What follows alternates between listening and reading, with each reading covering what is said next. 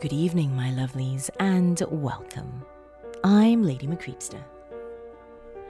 Thank you once again for joining me, my dears. Today we have another tale from one of my favorite authors, Tewahway. Before we begin though, a big thank you to my beautiful dog family on Patreon for always being loyal and supportive. Family members such as Dawn Fritzwater, Melissa Perez, Honey Santiago, Oliver Dace, L. Andrew Augustus, Dana Fringer, Stephen Aguilera, Tay the Floof, Will You Be My Dad, Bill Thornsley, Laura Setapenry, and all those listed in the episode description below. If you too would like to support this channel and podcast, go to patreon.com/LadyMcCreepster for more information. And now though, my dears, it is time. So come, lean in closer, and we'll begin.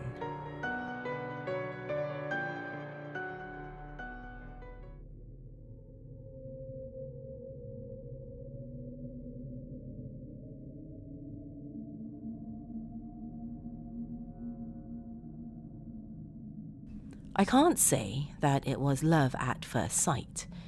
It certainly wasn't at first taste. I was 9 years old when I tasted my first beer. My mother allowed me to have a sip of her bottle. While I can't recall what kind of beer, I do remember being rather indifferent, if maybe a bit displeased.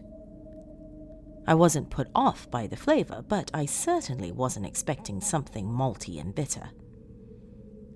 I suppose I hoped for something sweet, like a soda. It was a bit of a letdown.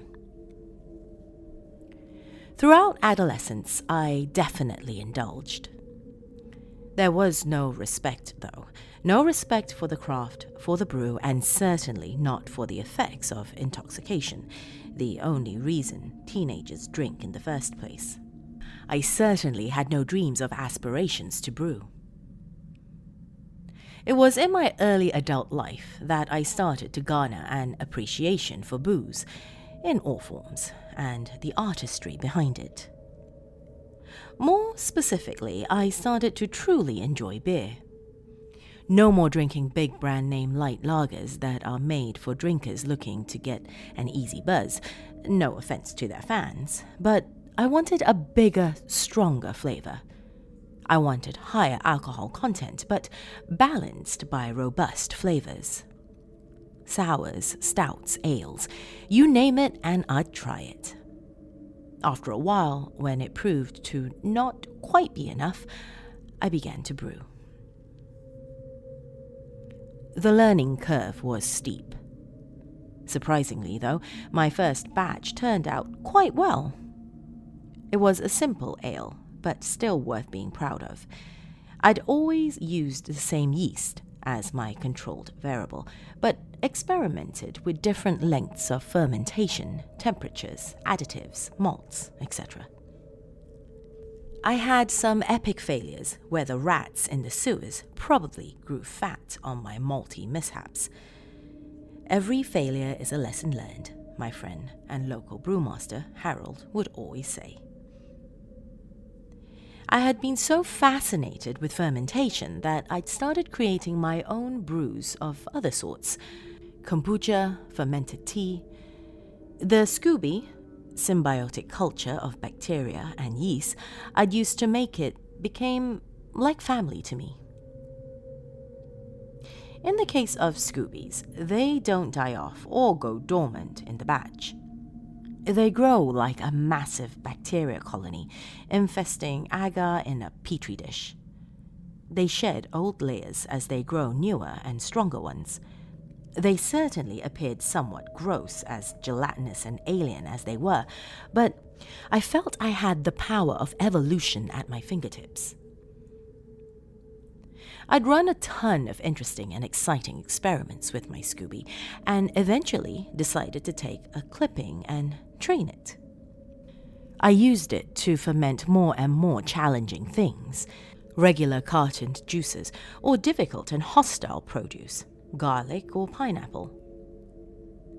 One day, I decided to create my own sour beer with the trained Scooby.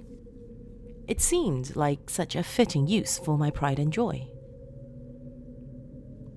I began by doing my normal primary fermentation, except I broke my cardinal brewer's rule.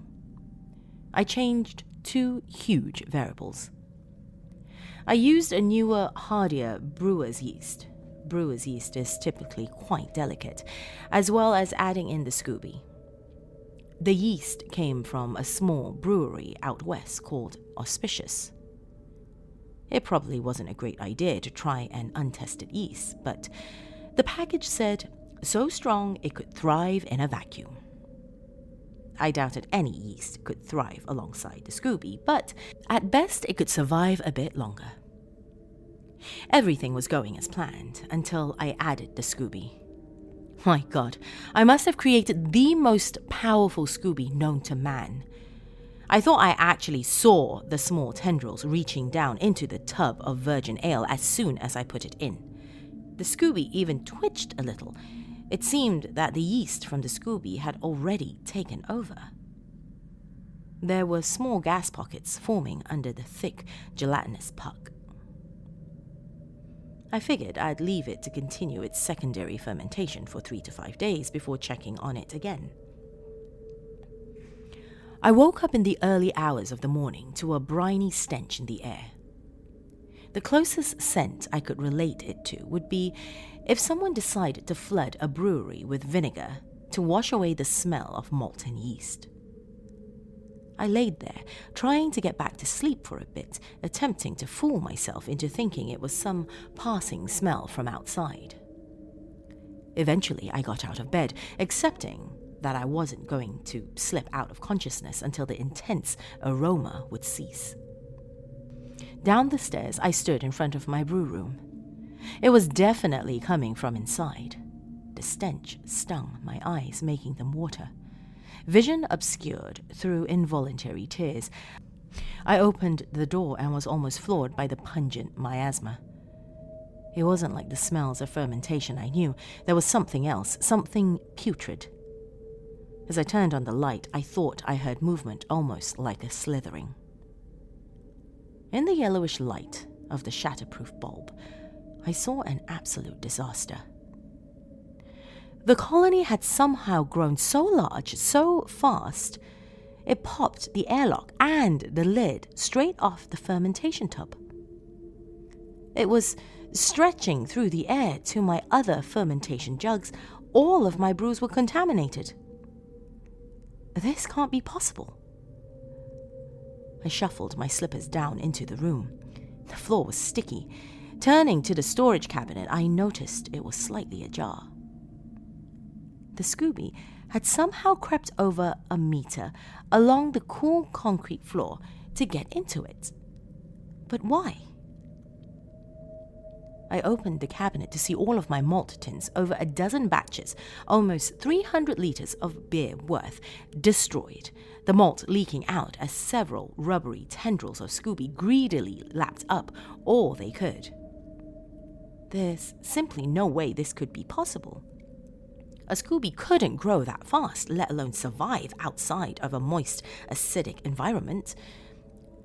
The ambient moisture content of the brew room couldn't sustain it alone. I went to open all the adjacent windows as I was getting lightheaded from the fumes. The floor was almost entirely covered in the Scooby on the far side of the room. The floor squelched and squealed underfoot as I stepped. Once I reached the last window on the far wall, I saw some bricks strangely cast aside. Upon further inspection, it looked like the Scooby had somehow pierced the mortar and bullied the bricks out of the way. I didn't even know there was a hollow space on the other side of the wall. No further than half a meter away from the damaged wall was a sight that gave me chills. Like something out of a sci-fi horror movie, there was a rat almost entirely submerged in a thick pocket of the gelatinous mass. I only knew it was a rat due to the tall, still attached tail to the hind quarters. I could see the gel was stripped clean through the translucent gel casing of the Scooby around it. It was working its way down the unfortunate rodent's body. Fear began to take hold. How can it break down flesh? It should only be able to digest sugars and alcohols. If it grows like this and spreads this fast, my God, what if it got into the water table? I grabbed my tin of chlorine bleach powder and began to sprinkle it all over where the abominable atrocity I used to love met the cracks in the brick. It began to discolor and turn grey. I could hear what sounded like shrieking coming from the core tub. I sprinkled more around the perimeter of the whole room to try to prevent the Scooby from making another break for it, emptying the contents of the container. I noticed movement on the shelves by the door where I kept my finished ferments. All of the beer bottles in the case closest to the ground had the tops popped off. Small tendrils from the main body were dipped inside.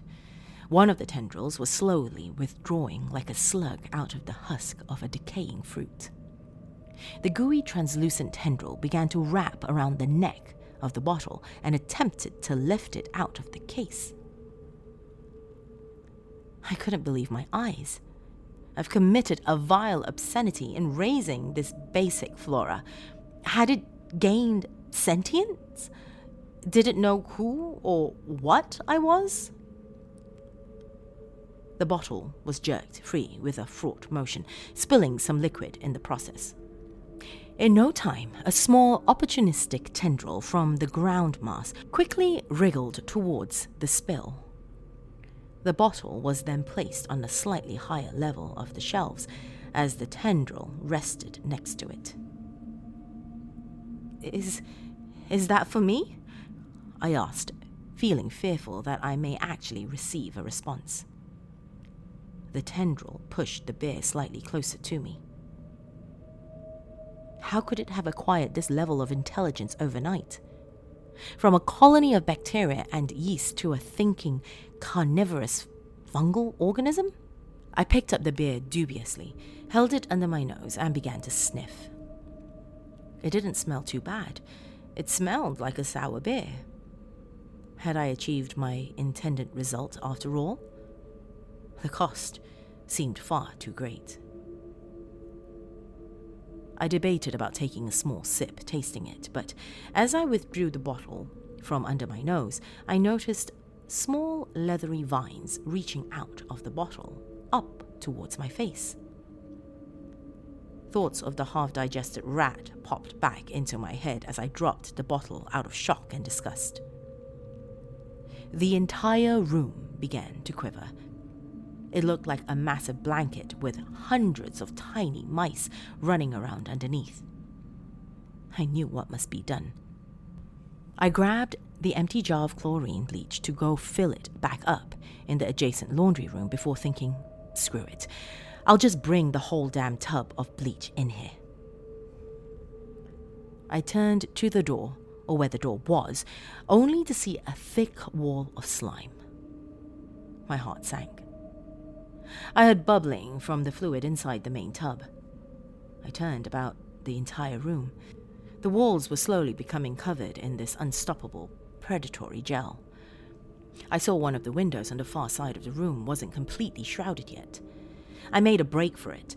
The goo began to quiver rapidly, as if working harder.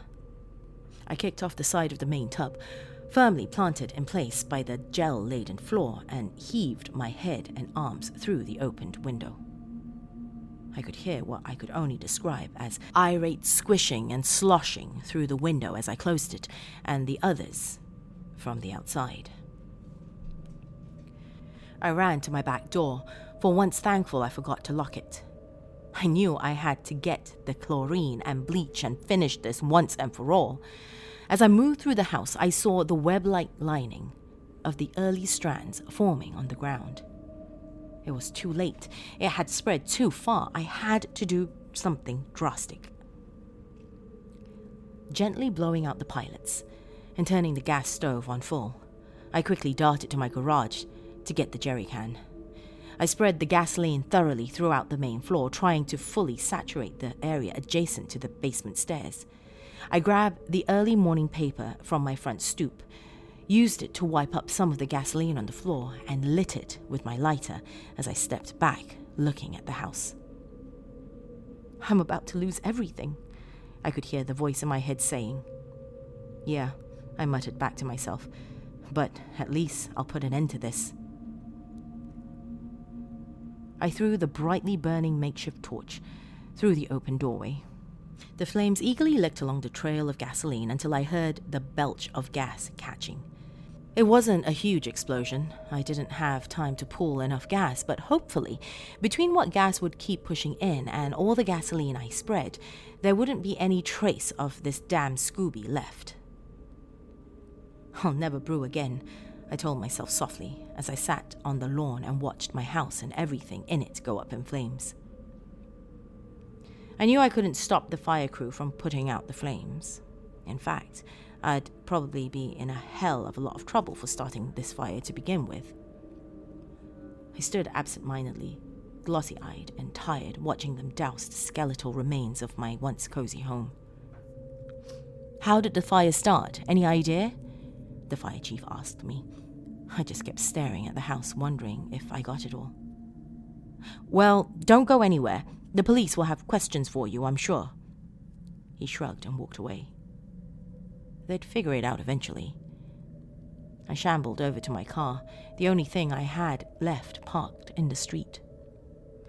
As I sat on the hood, head in my hands, I saw something wriggling out of the corner of my eye. I dared to look over. I see the sewer grate in the middle of the road protrude, then eventually fumble out of its socket, lifted off by a thick, slimy braid slithering towards me.